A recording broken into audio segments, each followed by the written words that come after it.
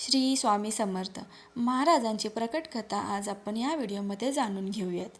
अक्कलकोटचे स्वामी समर्थ हे दत्तावतार श्री नृसिंह सरस्वती यांचाच पुनर्जन्म असल्याचे मानतात. त्यांनी आपल्या आयुष्यात अनेक भक्तांवर कृपा केली, अनेक चमत्कार केले. नदीचे मूळ आणि स्वादीचे कुळ विचारू नये असे म्हणतात. तरीही एकदा कोणीतरी स्वामींना त्यांचे नाव आणि ते कुठून आले असं विचारले होते. तेव्हा त्यांनी मी नृसिंह भान श्रीशैलम जवळच्या कर्दळी वनातून आलो असल्याचे सांगितले. त्यांची प्रकट होण्याची कथा अशी आहे.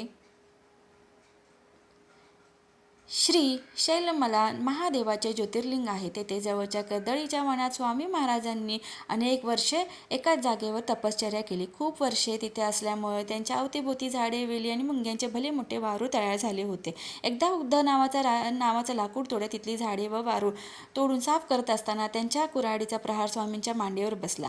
त्यांना रक्त यायला लागले. स्वामी महाराज त्यात जागृत झाले.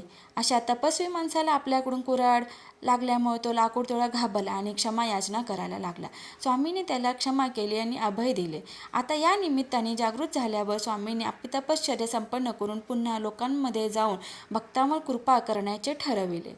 श्रीशैलमहून ते भारतभर भ्रमण करून अक्कलकोटला आले. तेथेच त्यांचे दीर्घकाळ वास्तव्य होते. भिवू नकोस, मी तुझ्या पाठीशी आहे, हे त्यांचे प्रसिद्ध वाक्य भक्तांना सदा सर्वदा त्यांच्या कार्यात बळ देते, भीती आणि संकटावर मात करण्याचा विश्वास देते. श्री स्वामी समर्थ.